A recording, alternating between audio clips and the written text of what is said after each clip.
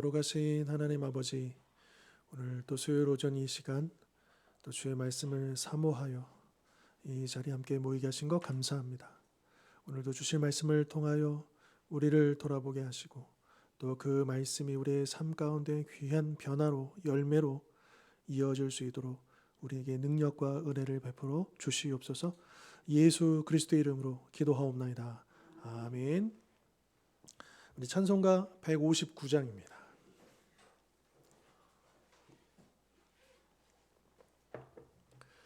159장 기뻐 찬송하세. 우리 같이 찬양하겠습니다.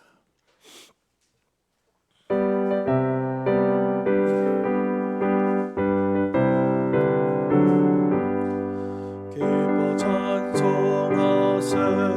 주님 부활했네. 그 무덤의 권세 다 깨뜨렸네. 찬송하고 전파하세. 계속하신 주님 할렐루야 찬송하세. 다시 사셨도다. 기뻐 찬송하세. 밝은 빛이 왔네. 그 어둠의 권세 다 이기셨네. 찬송하고 전파하세. 계속하신 주님 할렐루야 찬송하세. 다시 사셨도다. 기뻐 찬송하세. 주님 피를 흘려 그 속량할 값을 다 치르셨네. 찬송하고 전파하세. 계속하신 주님 할렐루야 찬송하세. 다시 사셨도다. 기뻐 찬송하세. 죄를 사했으니 그 속죄하는 은혜다 찬송하세. 찬송하고 전파하세. 계속하신 주님 할렐루야 찬송하세. 다시 사셨도다. 아멘. 우리 이어서 160장입니다. 160장 무덤에 머물러 우리 계속 찬송하시겠습니다.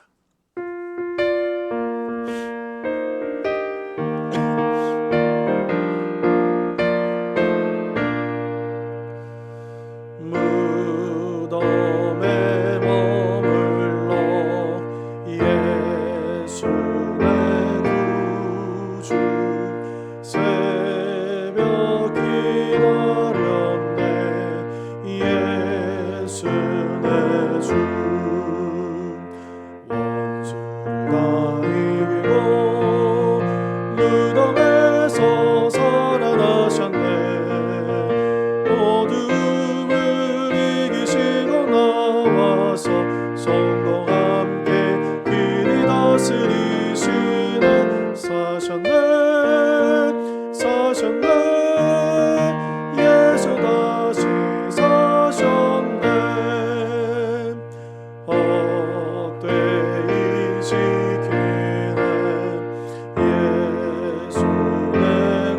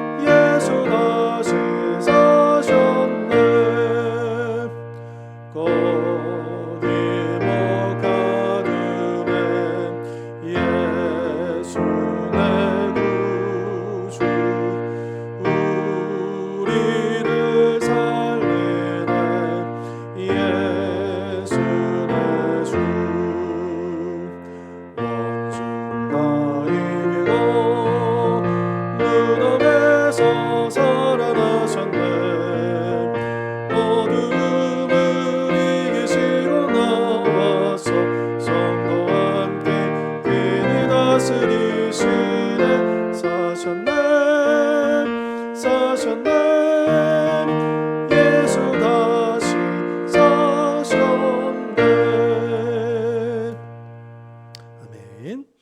오늘 함께 나눌 말씀 신약성경 갈라디아서 5장입니다.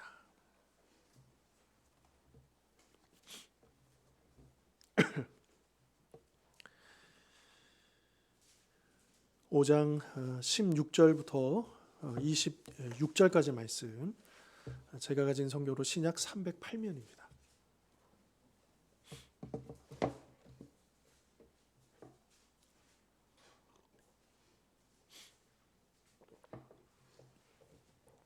오 장 16절로 마지막 26절까지 말씀, 이제 한 절씩 교독하시겠습니다.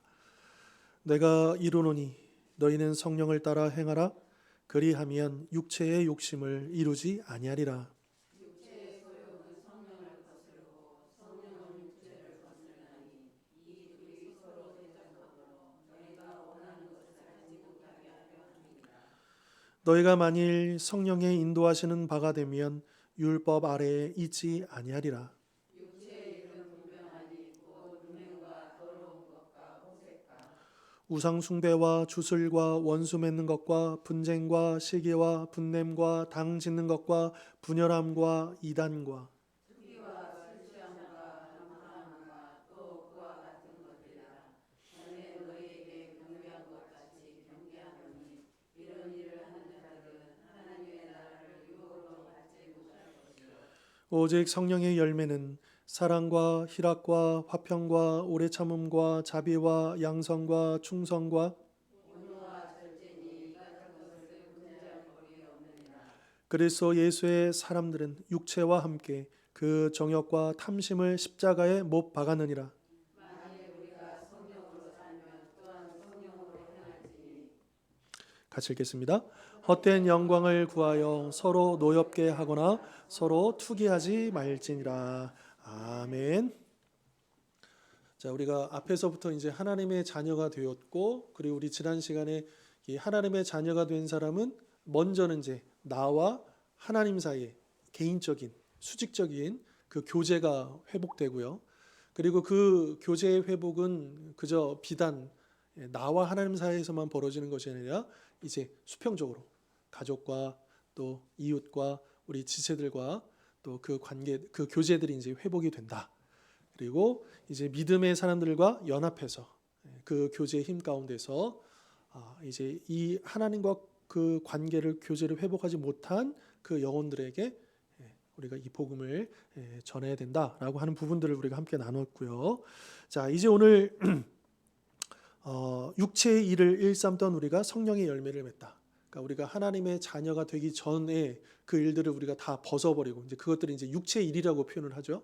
그래서 우리로 하여금 육체의 일을 벗어버리고 우리가 성령을 따라서 성령의 열매를 맺어야 된다라고 하는 취지의 이 말씀입니다.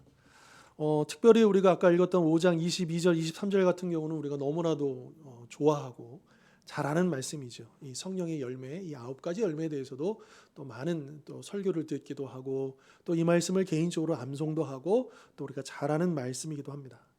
자, 오늘 이 말씀을 좀 나누기 전에 한 좀 예를 한번 들어볼게요. 아마 흔히들 모든 집마다 이런 경우가 있을 것 같은데 저희 집도 마찬가지인데 예를 들어 이제 그날 어느 하는 날 이제 집에 이제 만약에 제가 저희 아이 이제 방을 그냥 엉망으로 만들어 놓고 이불도 안 개고 막 쓰레기도 많고 막 방이 그냥 보고만 있어도 그냥 인상이 찌푸려질 만큼 방이 그냥 그런 상태예요. 근데 얘는 그 정리도 안 하고 나와서 이제 텔레비전 보고 앉아 있어요. 그러면 보통 보면 엄마 아빠가 어떻습니까? 반응이 방 치우라 그러잖아요. 그러면 또 아이는 뭐라고 합니까? 이거 보고 나서 딱 그런 거 딱 나오지 않습니까? 그러죠? 그러면 이제 신경전이 벌어지잖아요. 지금 하라. 또 이 아이는 할 텐데 조금 이따 이거 지금 한창 재밌는 거 보고 있는데 이거 끝나면 이거 보고 나서 하겠다. 신경전이 벌어지죠. 그럴 때 이제 보통 저도 그런 경우 많은데 그때 이제 좀 톤이 올라가지 않습니까? 그래서 지금 당장 해. 이제 이렇게 나오는 거죠. 그러면 이 아이가 어쩔 수 없이 그 아이도 표정이 안 좋으면서 가서 억지로 가서 이렇게 하는 거 아니겠습니까? 그런데 사실은 부모가 이 아이가 이 방을 치우는 게 이렇게 억지로 하는 거를 원하겠습니까? 아니면 자율적으로 이게 당연한 거잖아요. 그렇죠. 예.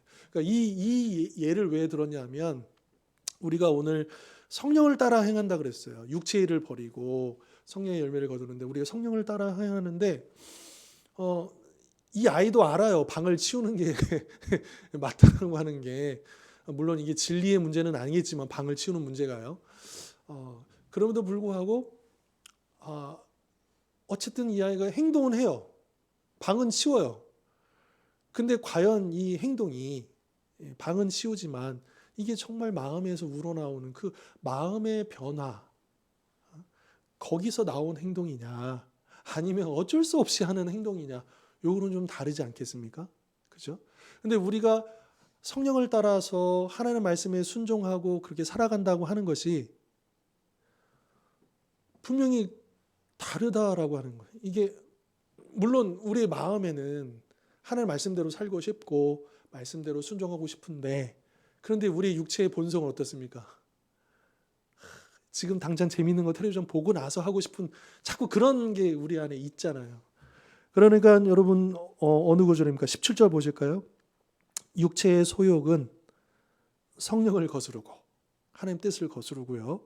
성령은 육체를 거스르나니 이 둘이 서로 대적함으로 너희가 원하는 것을 하지 못하게 하려 함이니라. 사실 마음에 없는 건 아니에요. 우리도 말씀대로 살기를 원합니다. 그런데 참 이게 어려운 문제인 것 같아요. 특히나 우리가 예수님을 영접하고 우리가 인격적으로 하나님 만나기 전이라고 한다면 아예 이런 고민도 없죠. 그렇지 않습니까? 그게 뭐 죄인지도 아닌지도 모르고 그냥 그렇게 살았으니까요. 물론 그 안에 영적인 그 고통은 계속 있었겠지만 그러나 내가 하나님 말씀대로 살아야지 이런 소원은 없어요. 근데 우리가 예수님을 영접한 다음부터는 내가 하나님 백성으로 하나님 자녀로 말씀대로 살아야지 하는 그 소원함이 생겼죠. 근데 우리 안에 계속 싸움이 있다라고 하는 거예요. 육체의 소욕과 그 성령의 소욕이 싸워서. 그래서 그것 때문에 우리가 원하는 바를 행하지 못할 때가 참 많이 있다. 때로는 우리가 억지로 물론 그 억지로 하는 순종도 귀하다고 말합니다. 그러나 우리가 그것을 권장하는 것은 아닙니다. 이왕이면 우리가 하나님께 순종한다면 어떤 마음으로 해야 되겠습니까? 네, 자원하는 마음으로 하는 것이. 그래서 사도 바울도 이제 그 연보에 관해서도 그런 이제 교훈을 주잖아요. 그 성도들에게 하나님은 억지로 내는 것을 기뻐하시지 않는다는 거죠. 그러니까 하나님이 보시는 것은 우리 안에 마음을 보신다라고. 액수를 보시는 게 아니라 그 일 자체를 보는 게 아니라 그러니까 그 부모는 그 아이가 그 방을 얼마나 깨끗하게 치우느냐 그거보다도 더 보기를 원하는 거 뭐냐면 자원해서 그 행동을 하려고 하는 그 마음을 보고자 한다라고 하는 거죠. 그런 것처럼 하나님께서도 우리의 그 마음을 보고자 원하신다. 그러니까 지금 이 갈라디아서 상황이 어떤 상황이냐면요. 이 갈라디아 교회들이 바울이 복음을 전해가지고 예수님을 믿음으로 구원을 받았어요. 근데 이제 이 예루살렘 교회나 이런 이제 율법주의자들이 여기에 와가지고 그래 예수님 믿는 거 중요해. 근데 그것만으로 안 돼. 할례와 같은 이런 율법에 이게 필요해. 그래야 우리가 온전히 구원받을 수 있어라고 하는 걸 하면서 이 다른 복음을 전하면서 혼동을 일으킨 거예요. 그러니까 이 성도들이 참 어려워진 거죠. 그러니까 분명히 난 믿음으로 이신층의 믿음으로만 구원을 받는다라고 배웠고 그 안에서 자유함을 얻었는데 그런데 또 다른 거짓 교사들이 와가지고 아니야 바울이 가르친 거는 2% 부족해. 반드시 할례를 받아야 돼. 그러니까 우리가 뭔가를 해야 되는 거 아닌가? 사실 여러분 우리도 그런 고민이 없잖아 있어요. 분명히 내가 구원 받았어요? 그러면 우리가 아무것도 안 해도 된다는 건가? 어떻게 생각하십니까? 뭔가 우리가 하잖아요. 하나님을 위해서 하잖아요. 근데 그럼 이 행위의 이 가치는 뭔가라고 하는 거예요. 그러니까 이 행위 근데 아까 예를 들었던 것처럼 하나님이 우리에게 더 원하시는 것은 이 행동의 변화도 분명히 하나님께서 원하시는 바지만 더 근본적으로 이 행동이 나오도록 만든 우리 마음의 변화. 결론 이제 좀 미리 말씀드리면 이제 우리 이 성령의 열매를 한번 보십시오. 성령의 열매는요. 마음에서 맺어지는 열매예요. 행동이 아니에요.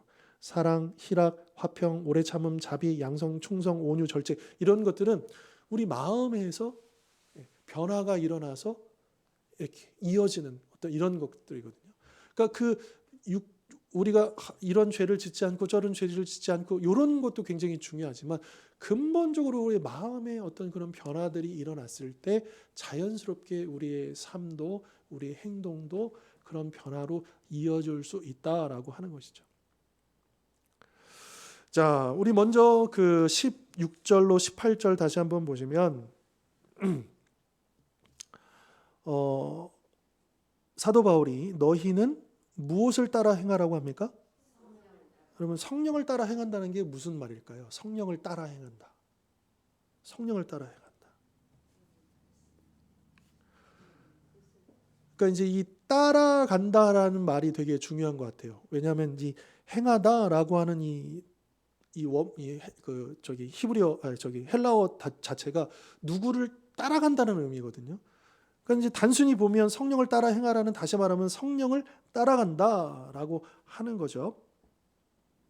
그러니까 예수님을 따른다는 말로도 우리가 해석할 수 있고, 그리고 예수님이 저기야 그러면 이제 우리가 그 방향을 향해서 따라간다라고 하는 그런 의미도 있을 수 있겠습니다.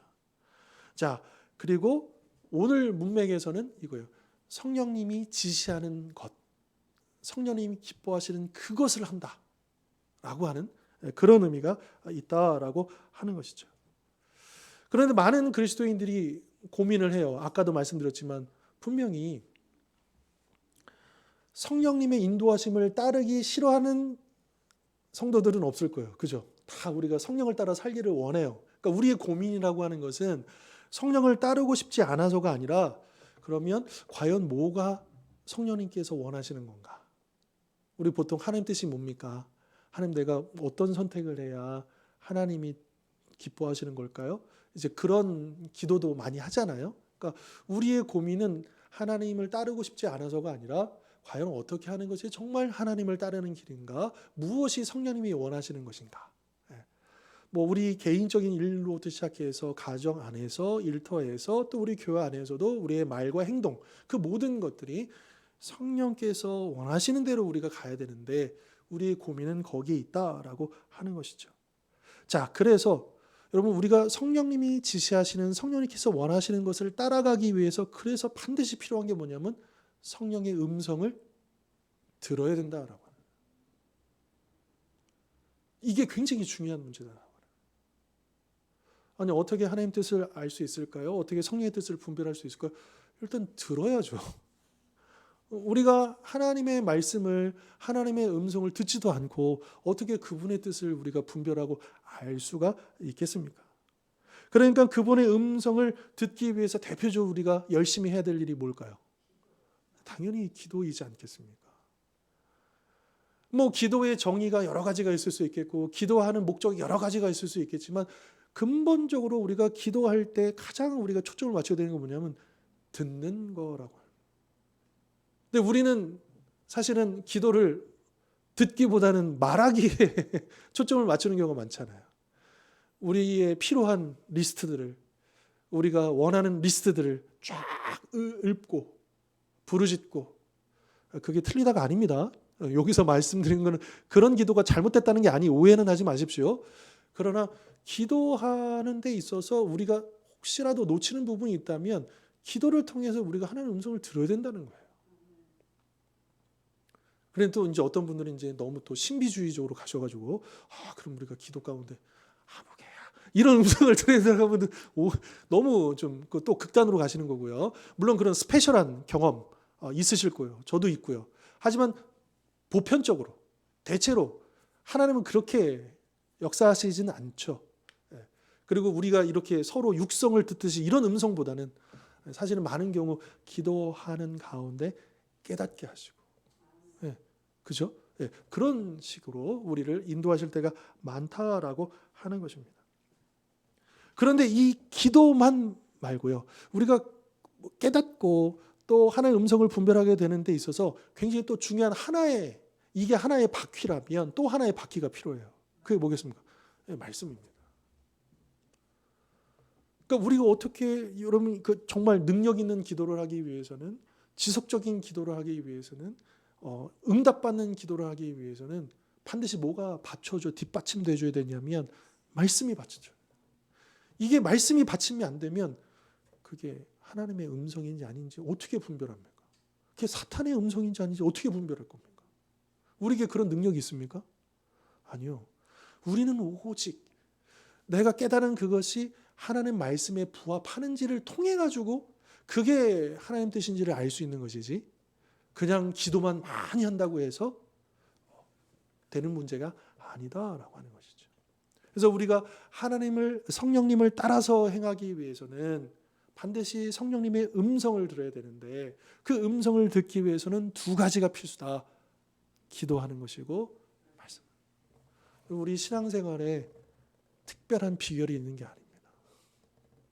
기도와 말씀 외에는 방법이 없어요. 기도하지 않고 말씀 붙들지 않고 어떻게 우리의 믿음이 자랄 수 있으며 어떻게 우리가 성령을 따라 행할 수 있겠습니까? 여러분 기도와 말씀을 제껴놓고 뭐 다른 아무거나 할지라도 그게 무슨 의미가 있을 수 있겠습니까? 그렇죠?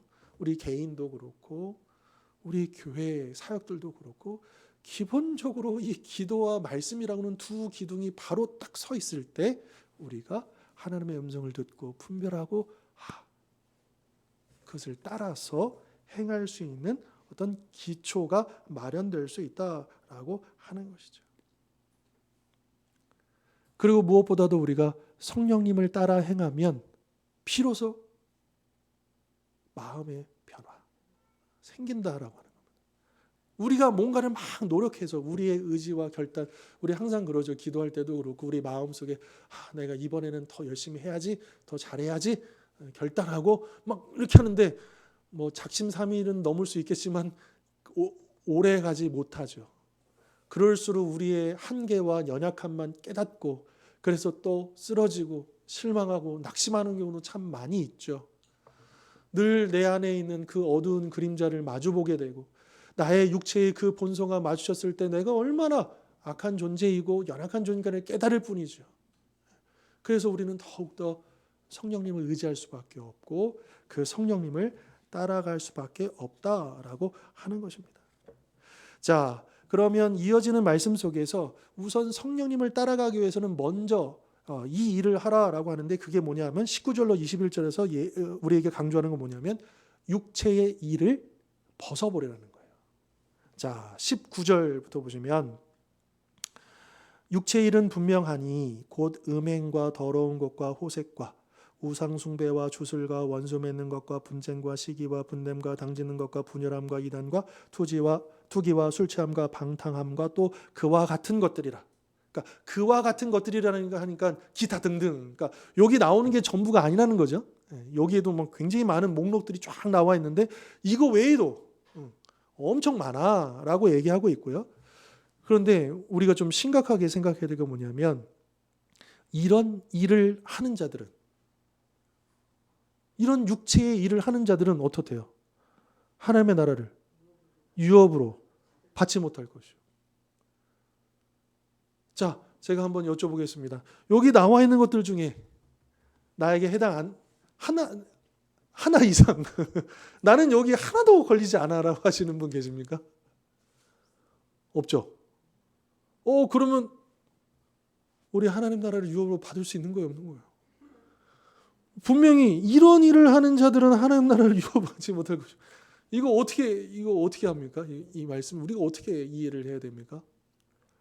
사도 바울이 이 이야기를 하고 있는 취지가 무엇일까? 여기서 이야기하는 자, 일단 우리 현실적으로 여기 나와 있는 이 목록 중에 최소한 한 개 이상은 해당이 돼요. 아, 그래요? 네.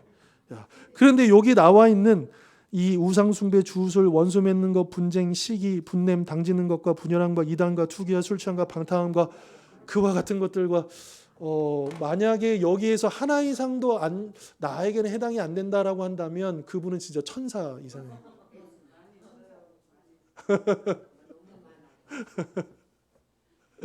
여기에는요 뭐 이렇게 우상 숭배, 주술 뭐 이런 이제 종교적인 측면도 있을 것이고요. 또 원수 맺는 거, 분쟁, 시기, 분냄 뭐 이런 관계적인 측면도 어떤 이런 것도 있을 수 있겠고요. 그리고 문제는 뭐냐면 이게 전부가 아니다라고 하는 거예요. 육체의 일은. 예. 그러니까 이게 사실은 우리가 여기서 자유로울 수가 없다라고 하는 것이죠. 그리고 또 한 가지는요. 여기 나와 있는 여러 가지 죄의 목록들이 있는데 육체의 목록들이 있는데 이제 우리가 오해하기 쉬운 게 여기서 이제 어떤 거는 더 무거운 죄고 어떤 거는 덜 무거운 가벼운 죄고 이렇게 생각하면 오산이다라고 하는. 예를 들어서 뭐 음행, 뭐 호색, 뭐 우상숭배 우리는 너무 쉽게 저 사람들 막 이렇게 얘기하잖아요. 근데 정작 우리 안에 있는 눈에 보이지 않지만 시기와 뭐 이런 것들이 그럼 어느 게 더 하나님 보실 때 더 나쁜 죄입니까? 네, 똑같아요. 여러분 교회에서 또 막 그 보면 여러 가지 이 세상을 향해서 이 세상이 악하다, 이 세상의 죄악들에서 막 언급을 하잖아요. 그러면서 이 세상이 참 무섭고 그래서 우리 교회를 지켜야 되고 그래서 이 세상의 악에로부터 우리를 구분해야 된다고 얘기하면서 언급하는 목록들이 있습니다. 인정합니다. 맞습니다. 그런데 그런 이 세상에 교회 밖에 있다라고 생각되어지는 그거 이상으로 더 무서운 죄악들이 우리 안에 있어요, 없어요? 있어요. 저는 개인적으로 저 혼자만의 생각이 아니고요. 저는 말씀을 보면 볼수록 하나님이 가장 싫어하시는 것 중에 하나가 뭐냐면 거짓말입니다. 속이는 거예요. 이 거짓말과 속이는 것은요. 우리가 될 수 있는 죄악의 어떤 뭐 살인을 포함해서 어떤 죄라도 뭐 이제 선한 목적의 그 거짓말을 하나님께서 분별 못 하시는 게 아니죠. 여기서 말씀드리는 것은 의도적인 당연한 그런 거짓말일 것이고요. 그런데 한국 교회가 막 목숨 걸고 피켓팅하면서 막 이 세상을 향해서 막 이거 죄라고 얘기하고 이것 때문에 교회가 망한다라고 하는 그런 목록들이 있습니다. 그런데 그렇게 외치시는 분들이 교회 안에 벌어지고 있는 거짓말과 이런 부정과 편법과 여기에서는 입을 다물어요. 과연 우리 한국 교회가 그들이 외치고 있는 그것 때문에 지금 흔들리고 망하고 있는 것일까? 전 거기서 좀 생각해 보게 됩니다. 과연 한국 교회가 지금 이 세상의 악의 지금 이것 때문에 한국 교회가 지금 이 사회적인 지탄의 대상이 되고 신뢰를 잃어버린 것인가? 저는 한국 교회가 가장 이 사회의 그 신뢰를 잃어버린 것 중에 하나가 뭐냐면 거짓말이라고 생각해요. 가식. 달라요. 우리가 전하는 복음과 전혀 다른 모습으로 살고 있는 우리의 모습. 이게 위기 아닐까요? 훨씬 더 위기 아닐까요?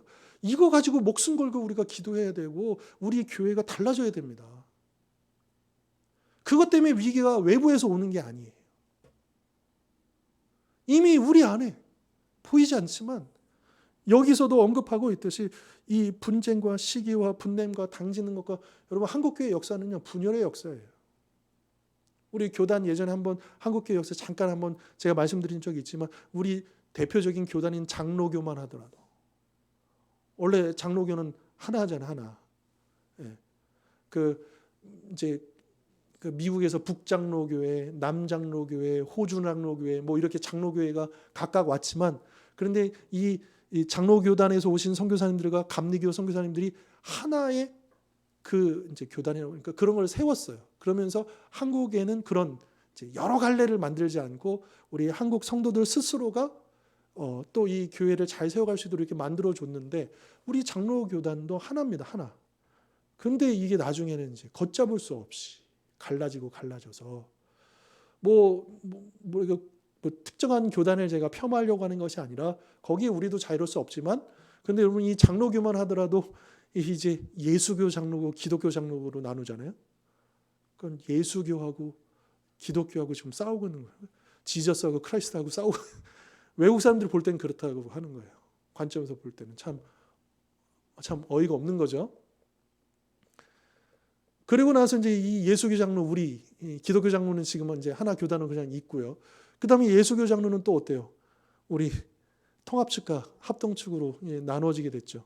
물론 이제 그 전에 이 신사참배 관련해서 이제 고신 측이 나왔지만 이제 그거는 이제 어떤 그런 이제 분야하고 좀 다른 것이고요. 근데 우리 합동 측과 이 통합 측이 나눠진 다음에 그 다음에 이제 통합 측은 그대로 쭉 왔지만 합동 측은 어떻습니까? 공식적으로 100개가 넘습니다. 공식적으로 군소교단 포함해서 우리가 그 오리지널 그 합동 측의 총신대에 그 합동 그것을 원조로 시작해서 이제 합동이 들어가는 교단들이 되게 많아요. 합동 정통, 합동 중앙, 합동 뭐뭐, 합동 뭐뭐, 합동 뭐 해가지고 요것만 100개가 넘습니다.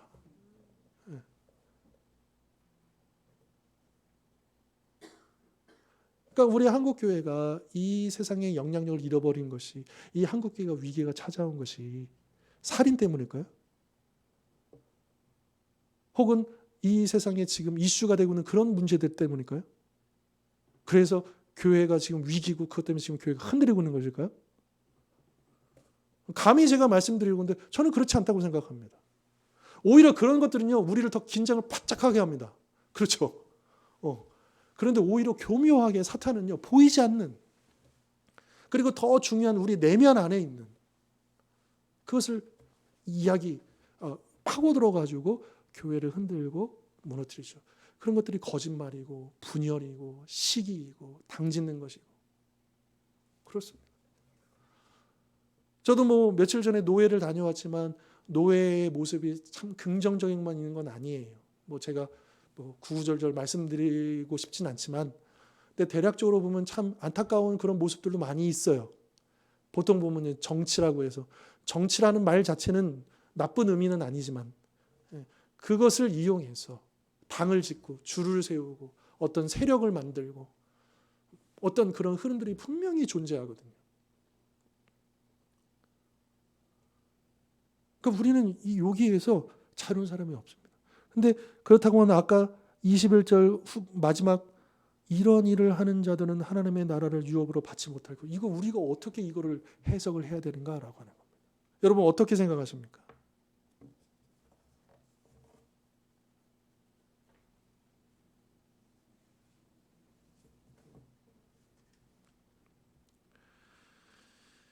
물론 이 말씀이요. 그러면 우리가 예수님을 믿으면 저 이제 구원파처럼 예수님 믿고 회개했으니까 더 이상 죄가 없다. 이런 의미는 아닙니다. 그렇죠?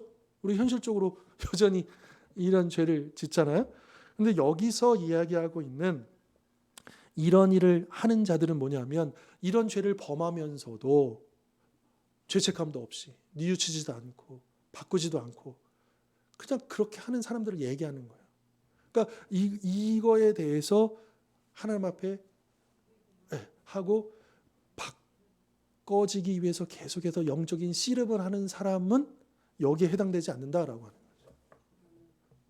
여러분 우리는 어떻습니까? 어떤 사람인가? 전자입니까? 후자입니까? 후자지. 우리는 싸우고 있죠. 안심하십시오. 하나님 나라의 유업이 우리의 것입니다. 우리 안에 성령님께서 기뻐하시는 그 일들을 위해서 그러나 나의 연약함이 있기에 그래서 날마다 성령을 붙들고 싸우고 있잖아요. 영적인 싸움을. 그러니까 신앙생활은 싸움이에요. 긴장이 필수입니다. 그러니까 우리 신앙생활이 물론 하나님께서 복을 주시고 형통케 하시고 우리에게 편안함을 주십니다. 근데 그게 위험한 순간이에요. 왜 우리가 이 땅에서 신앙생활이라는 본질은요. 이 영적인 긴장이 없이는 감당이 안 되는 거죠.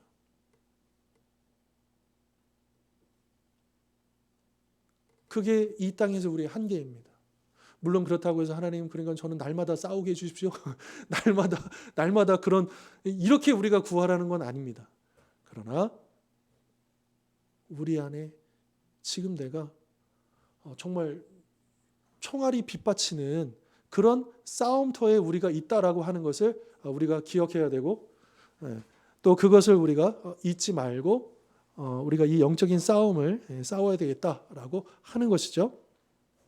자, 그런 면에서 이런 일을 하는 자들은 하나님의 나라를 유업으로 받지 못한다라고 하는 것과 우리에게 해당 사항이 아니다라고 하는 것, 그러니까 안심하시라 이겁니다. 그러니까 여기에 해당되는 것이 아니다라고 하는 것이죠. 자, 우리가 또 계속 나아가 보면, 그러니까 이제 이런 죄를 저지르면서도 죄책감이 없는, 문제 의식이 없는 사람일 수 있다는 거예요. 근데 이런 사람은요, 성령님이 안 계신 사람입니다. 이게 뭐가 죄야? 이게 뭐가 잘못됐어? 벌써 이렇게 반응하는 사람은요, 예수님을 인격적으로 만나지 않은 사람이에요. 예수님 안에 거하지 않는 사람이고요. 그리고 알면서도, 이게 참 무섭죠. 알면서도 회개하지 않는. 이거는 좀 심각한 문제입니다. 여러분, 솔로몬이 하나님의 경고를 계속 받았잖아요. 근데 솔로몬이 어떻게 했습니까? 회개하지 않습니다. 또 오늘도 보았지만 새벽에 르호보암 왕도 분명히 목도했어요. 아버지의 죄로 인해서 남과 북이 갈라지고 그 어려움이 생겼다는 거. 그래서 이 르호보암은 자기 거 뺏겼으니까 이거 다시 찾겠다고 18만의 군사를 일으켰는데 하나님이 선지자를 보내서 아니야, 이건 이런 거야. 그러니까 싸우지 마. 그런데 르호보암은 계속 싸웁니다. 죽을 때까지. 그래서 르호보암과 여로보암 사이에 계속 전쟁이 있으니라, 이게 그의 평가예요. 하나님 말씀에 순종하지 않아요. 포기 못하겠다라는 거예요. 우리가 하나님의 자녀이면서도 여전히 순종하지 않은지, 그렇게 나아가는 모습들이 있다. 그런데 이게 비단 그 르호보암 한 사람의 문제로 끝나는 게 아니라 그 가족 전체계로 영향을 끼치는 거예요. 아니, 그가 나라의 리더잖아요. 그러니까 어떻게 했어요? 유다 전체가 영향을 받는 거죠. 그러니까 여러분, 우리 한 사람 한 사람이 지금 우리 한 사람 한 사람이 우리 각 가정의 영적인 리더입니다. 영적인 제사장입니다. 나의 삶이 우리 가정에 지대한 영향을 끼칩니다. 또 내가 속해 있는 그 공동체에 지대한 영향을 끼칩니다. 굉장히 중요한 문제다라고 하는 것이죠.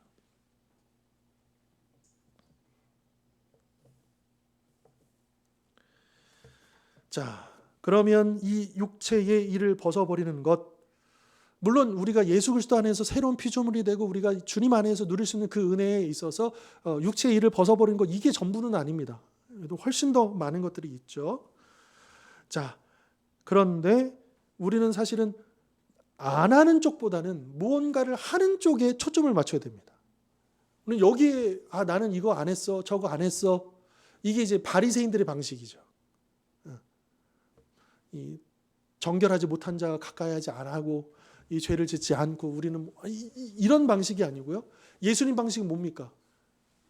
적극적으로 사랑하고 실천하고 그렇게 하는 것 아니겠습니까? 그러니까 그런 방식으로 우리가 나아가야 되는데, 그런 면에서 우리는 단지 육체의 일을 벗어버리는 것 정도가 아니고 성령의 열매를 맺는 데까지 나아가는. 그러니까 우리의 주력은, 그러니까 우리의 싸움은 이 육체의 일을 안 하고 어떻게 하면 여기에 머무는 게 아니고, 우리의 진정한 싸움은 어디 있냐면 성령의 열매를 맺는 곳으로, 그렇게 적극적인. 그러니까 성경의 명령을 보면요, 항상 두 가지 명령이 와요. 소극적인 명령, 그 다음에 적극적인 명령. 소극적인 명령은 죄와 멀어지라는 거예요. 죄를 짓지 말라는 거예요. 그럼 우리는 죄만 안 지으면 되는 건가? 아니죠. 뭐예요? 적극적으로 선을 행하라는 거예요. 순종하라는 거예요. 그런 명령이 마찬가지로 이 갈라디아에서도 주어지고 있다라고 하는 것이죠.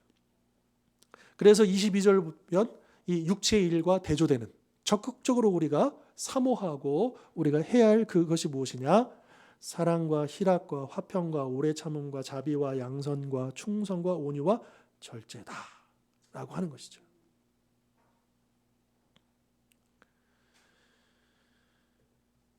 그러니까 이 성령의 요 9가지 열매하고요, 육체의 일들에 나와 있는 요거하고 비교를 해보면 차이점이 뭐냐면 이 육체의 일들은 일이에요. 일.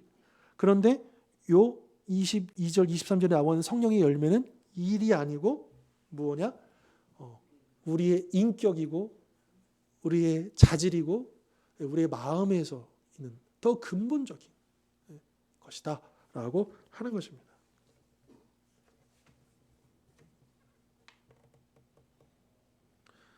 그러니까 나는 음행을 하지 않아, 나는 술 취하지 않아, 이런 정도만은 안 된다라는 거예요. 단지 그런 죄악들을 하지 않는다라고 해서 우리가 만족해서는 안 된다는 거예요. 더 근본적으로 우리 안에 여러분 비록 술 취하지도 않고요, 또 그런 일들은 하지 않아요. 근데 그 안에 사랑도 없고요, 기쁨도 없고요, 온유도 없는 사람들도 많아요. 이게 문제라고 하는 거예요. 그러니까 우리의 착각은 뭐냐면 내가 당장 표면적으로 드러나는 그런 문제될 만한 행동을 하고 있지 않기 때문에 나는 괜찮은 신앙인이야, 나는 하나님의 자녀라고 착각을 하는 경우가 많다라고 하는 거죠. 하나님의 자녀가 아니라는 의미는 아니지만 그러나 그것이 하나님 보실 때 하나님이 원하시는 모습하고는 차이가 있다. 하나님 원하시는 것은 우리 드러나 있는 이런 것만 안 하는 게 아니고 우리 안에 사랑이 충만하고 기쁨이 충만하고 온유가 충만하고 절제가 충만하고 그렇게 변화되는 모습을 하나님이 원하시는 것이다. 아까 예를 들었던 부모가 그 아이가 단지 그냥 방을 치우는 그것만을 원하는 게 아니고 자원하는 그 마음을 품는 것. 그거를 그 부모가 원하듯이 하나님께서도 우리에게 원하시는 일은 육체의 일을 하지 않는 정도가 아니고 이 성령의 열매를 맺는 그 변화된 삶을 살아가는 것을 하나님은 원하신다라고 하는 것이죠.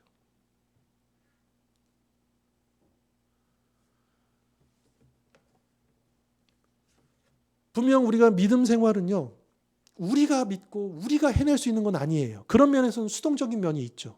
철저하게 전적으로 하나님의 은혜로 구원받고 우리가 믿음으로 구원받았다고 해서 우리가 믿은 게 아니고 믿어지게 해 주신 겁니다. 그래서 은행인 거예요. 내가 믿어서 구원받으면 이거 나의 어떤 결과물이잖아요. 그렇지 않습니다. 하나님이 믿을 수 있도록 그 믿음도 주신 거예요. 그러니까 똑같이 복음을 전해도 누구는 믿지만 누구는 안 믿는 이유가 거기 있는 거예요. 하나님으로부터 오는 거예요. 차이가 있는 거예요. 그런데 나는 믿었잖아요. 하나님의 은혜인 거예요. 내가 예수님을 믿고 있다는 것 자체가 기적이고 하나님의 은혜입니다. 그러면 우리는 아무것도 하지 않아도 되는 것인가? 그냥 끌려가기만 하면 되는 것인가? 따라간다라고 하는 의미가 그런 의미가 아니고, 그리고 우리 안에서 분명히 그렇다고 해서 우리가 앞서가 가지고 우리의 노력으로 이룰 수 있다는 건 아니지만 그러나 분명히 그분과 함께 따라가야 할 그런 우리가 해야 할 일들이 분명히 있다라고 하는 것이죠. 그래서 우리가 늘 성령 충만함을 구하고 성령의 능력을 힘입고자 하는 이유가 바로 거기에 있습니다. 성령님이 아니시면 우리가 할 수가 없습니다. 성령님의 능력이 아니고서는 사랑할 수가 없습니다. 안 돼요. 원수는커녕 가족도 지체도 사랑하기가 쉬워요, 어려워요? 어렵습니다. 참 어렵고요. 우리가 익히 경험하고 있는 바 있죠. 참 사랑하기가 어렵습니다. 그래서 아예 안 돼. 물론 억지로 사랑하라는 건 아닙니다. 그러나 우리가 구해야 하죠. 우리 안에 성령님 사랑의 마음을 부어주십시오. 사랑할 수 있는 마음을 부어달라고. 그러니까 우리가 억지로 사랑할 수는 없는 노릇이지만 그렇다고 해서 우리가 아무것도 안 해야 되느냐가 아니고 내가 사랑하기를 포기하지 말고 내가 사랑할 수 있는 능력을 달라고 우리가 주님 앞에 기도하고 주님을 의지하고 그렇게 구해야 한다라고 하는 것입니다. 그렇게 성령님이 우리 안에서 역사하실 때 감동하바 우리의 마음을 변화시킬 때 그럴 때 자연스럽게요. 사랑의 실천이 따라가 나오는 거예요. 그 일들이 나오는 거예요. 그러니까 to be, to do 영어로요. 그러니까 우리는 자꾸만 하나님을 위해서 또 to do 무엇을 할 건가 일에 많이 초점이 맞춰져 있어요. 그런데 하나님 관심사는 to do가 아니고 to be 우리 존재예요. 내 마음을 하나님은 관심 있어 하시는. 왜냐하면 내 마음이 온전하면 to do는 해결이 되기 때문에 자연스럽게. 지금 이 뿌리가 썩어 있는데 그냥 요 겉에 있는 요 가지나 이 이파리만 요것만 해결한다고 해서 이게 되는 문제가 아니잖아요.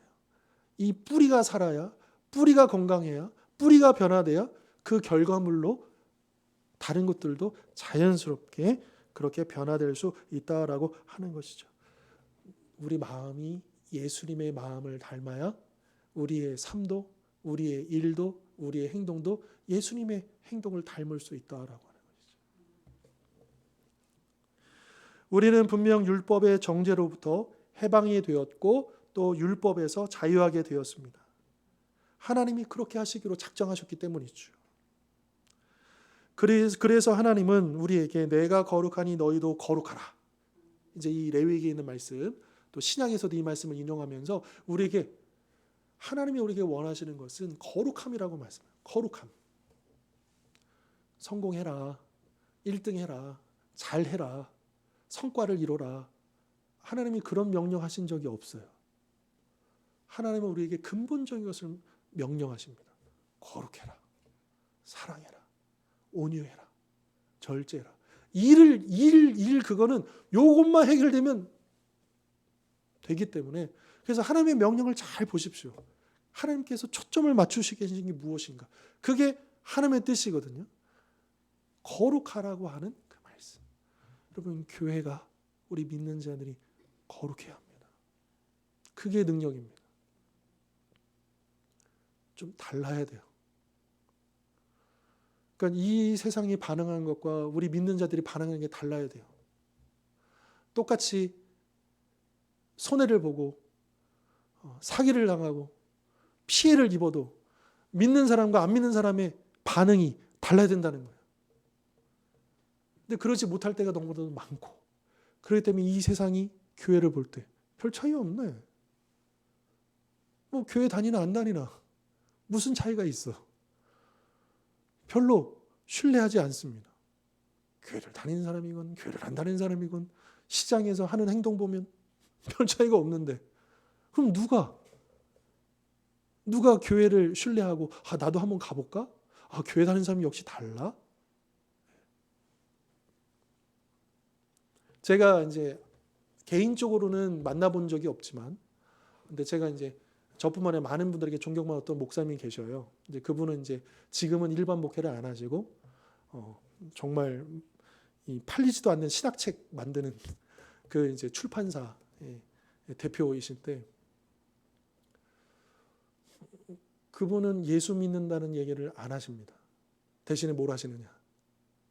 열심히 밥 사주고 열심히 사랑해주고 섬겨주고 그렇게 하십니다. 근데 그분을 통해서 너무나도 많은 사람들이 주께로 돌아오고 교회는 이런 곳이었어. 하나님은 그렇게 해서 복음을 전하십니다. 뭐가 더 강력한 전도의 모습일까요? 그 증거하는 방법일까요? 당장에는 우리가 이 복음을 구체적으로 증거하고 또 전도지를 나누고 또 그 일들을 열심히 해내가지고 우리 안에 뿌듯함도 있고 그 일들도 하지만 그리고 분명 그것은 하나님께서 기뻐하시는 일입니다. 근데 거기에 우리가 머무르면 안 된다는 거예요. 내가 이 육체 일을 하지 않고 내가 이런 좋은 일을 했습니다. 여러분 우리가 좋은 일을 해가지고 우리가 구원받는 겁니까? 우리가 좋은 일을 해가지고 우리가 더 성숙해지는 거예요? 아니요. 마음에 성령의 열매를 맺어야 우리 믿음이 성숙해지고 진정한 변화가 이루어지는 거죠. 진정한 능력이 나타난다라고 하는 일을 가지고는 그렇게 해서는 우리가 감당할 수가 없다라고 하는 것을 우리는 기억할 필요가 있겠죠.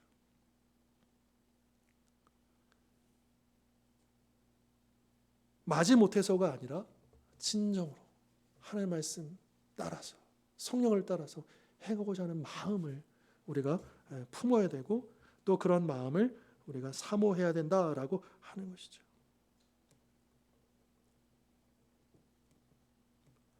여러분 자꾸 이 일에 그러니까 우리가 투두에 초점을 맞추면요. 그러면 하나님의 영광보다는 내가 드러나요. 나의 의의가 드러나요. 내 어깨에 힘이 들어가요. 내 가슴이 확 이렇게 펴져요. 그런데 우리가 뭔가를 하면 할수록 누가 드러나야 돼요? 네, 우리 하나님이, 우리 예수님이 드러나야 되잖아요. 그게 우리가 마땅히 해야 할 일이고 우리가 사모할 일이잖아요. 그렇지 않습니까? 그러니까 똑같은 신앙생활을 해도 어떤 사람은 예수님이 안 보여요. 그 사람만 보여요. 그 사람의 한 일만 보여요. 그런데 어떤 분들은 그렇게 특별해 보이지도 않고 뭐 그렇지만 그분을 통해서 하나님의 은혜가 드러나고 하나님의 능력이 나타나고 하나님이 더 돋보여요. 제가 앞전에도 말씀드렸지만 우리의 소망은 뭐냐면 그런 그림이라고 했잖아요. 우리가 그 올림픽 때 1등이 금메달 따가지고 해가지고 이런 그림이 아니고요. 어떤 그림이냐? 그 금메달을 갖고 부모님을 찾아가서 금메달을 걸어드리면서 이게 다 부모님 덕분이었습니다. 라고 하는 그 그림이에요. 우리가 장차 주님 앞에 받게 될 그 상, 그 영광스러운 모습은 내가 주목받고 내가 막 이게 상 받는 그런 그림이 아니고 내 평생 달려왔던 이 모든 것이 다 주님의 덕분이었습니다. 우리 주님께로 영광을 올려드립니다. 그 모습을 그 모습을 우리가 그리면서 살아가야 된다라고 하는 거죠.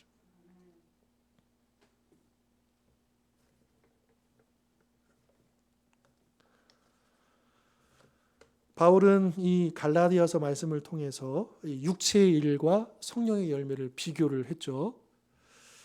그리고 우리가 성령을 따라 행한다라고 하는 것은 소극적으로는 당연히 육체의 일을 하지 않는 것이지만 거기에 만족하지 말고 우리가 성령의 열매를 거두는 데까지 나아가야 된다.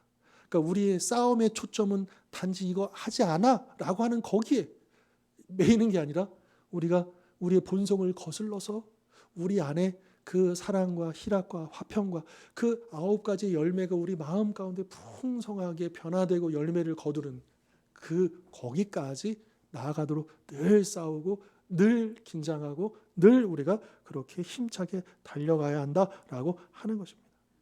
그것이 바로 성령을 따라 행한다.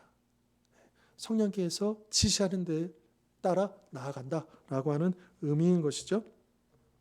그래서 우리가 정말 믿음이 성장하고 성숙하고 뭐 굳이 우리가 비교할 필요는 없겠지만 그런 어떤 면에서는 우리가 성장도 중요하겠지만 이 성숙함에 대해서 많이 생각해 보게 되지 않습니까? 그리고 늘 신앙이라고 하는 것은 어떤 이 인격이라고 하는 것과 함께 가기 때문에 그래서 칼과 칼집의 관계인 것처럼 여러분 칼이요 아주 명검이 있다고 생각해 보십시오. 아주 귀한 검. 그 검을 아무런 데나 보관하겠습니까? 엄청나게 이 칼집도 이 칼을 담아내기에 합당한 엄청 좋은 것으로 만들지 않겠습니까? 여러분 그 음악하는 사람들을 보면 악기 막 다루잖아요. 되게 비싸요. 악기도. 근데 제 후배 중에 바이올린 하는 후배가 있었는데 그 친구가 중고인데도 3천만 원짜리 대학생 때 3천만 원짜리 가지고 우리가 그게 그렇게 비싸. 근데 그 3천만 원짜리 바이올린을 아무데나 이렇게 들고 다니겠습니까? 케이스도 비싸요. 그 3천만 원짜리 이거를 보관하는 케이스도 비싸요.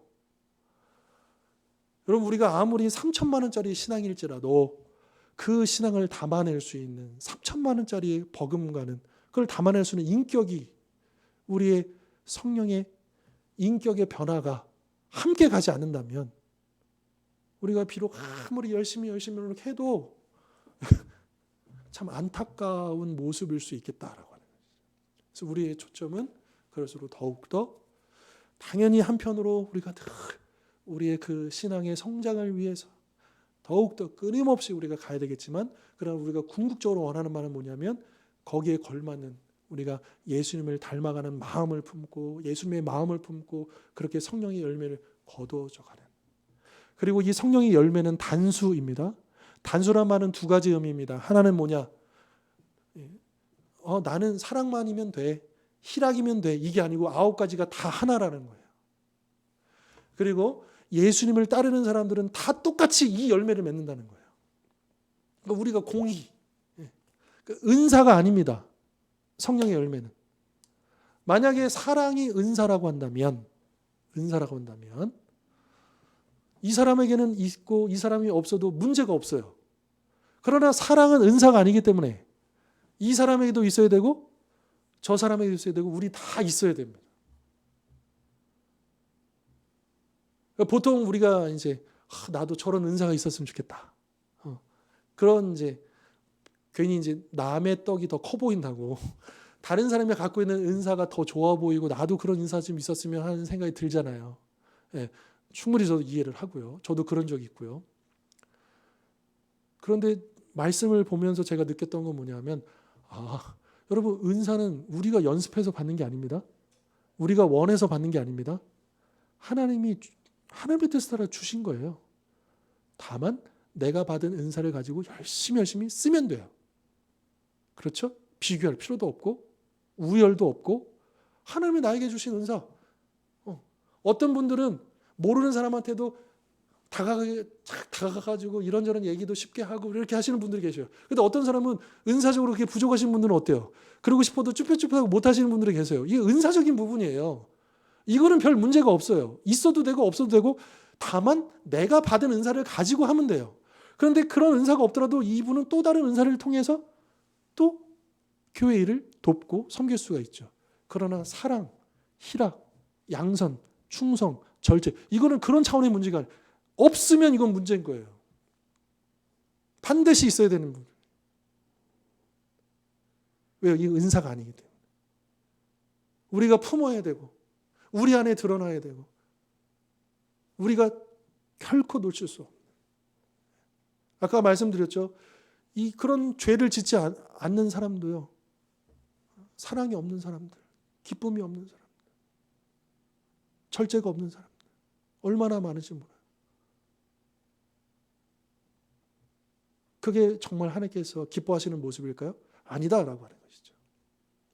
자, 오늘 주신 이 말씀들처럼 육체의 일을 벗어버리고 무엇보다도 성령의 열매를 맺기를 사모하고 또 그 성령의 열매를 통해서 하나님의 영광 올려드리는 날마다 성령을 따라 살아가는 우리 모든 성도님들 되실 수 있기를 주님의 이름으로 축원합니다. 우리 잠시 이 말씀 붙잡고 기도하십시다. 하나님, 우리가 성령으로 살게 해주십시오. 성령으로 행하게 해주십시오. 우리 이미 십자가에 다 못 박지 않았습니까? 내가 사는 것이 아니고 우리 주님이 나를 인도하셔서 살아가는 것 아니겠습니까? 주님, 내가 주님을 위해서 내 안에 변화가 필요합니다. 내 마음이 주님의 마음으로 변화되기를 원합니다. 이 성령의 열매, 9가지 열매 하나도 빠짐없이 내 마음에서 귀한 열매 맺게 하여 주시옵소서. 우리 그렇게 우리 1, 2분 정도 우리 같이 합심해서 기도하고 제가 마무리하겠습니다. 함께 기도하시겠습니다. 하나님 아버지, 우리 신앙생활 우리를 다시 한번 돌아보면서 다시 한번 성령을 따라 행하는 것이 무엇인지 깨달아오고 하나님, 우리의 존재가 너무나도 중요합니다. 내 마음이 중요합니다. 그 중심이 중요합니다. 주님을 향하여 어떤 마음을 품는지가 너무나도 중요합니다. 단지 내가 이 육체의 일을 행하지 않는다고 해서 우리가 하나님께 칭찬받는 것이 아니라 우리가 이 성령의 열매를 거두고 하나님께 점점 더 것이다 이것을 잊지 않게 하여 주십시오. 주님, 우리 이 사랑을 놓치지 않게 해주십시오. 희락을 놓치지 않게 해주십시오. 화평을 놓치지 않게 해주십시오. 오래 참음을 이루게 해주십시오. 자비와 양선, 충성과 온유와 절제를 통해서 우리 주님을 닮아가게 해주십시오. 우리 주님의 그 성품을 닮아가게 해주십시오. 주님의 그 거룩함에 동참하게 해주십시오. 그런 진정한 주님의 제자가 되게 해주십시오. 하나님의 자녀로서 예수 주님을 쓰는 삶을 살게 해주십시오. 바로 그럴 때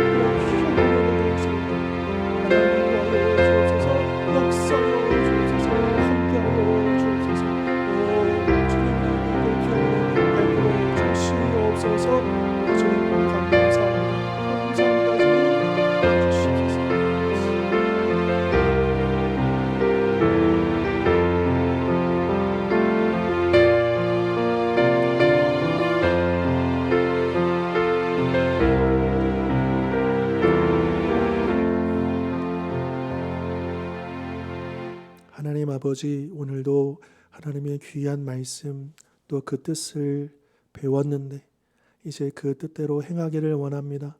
성령을 따라 살아가기를 원합니다.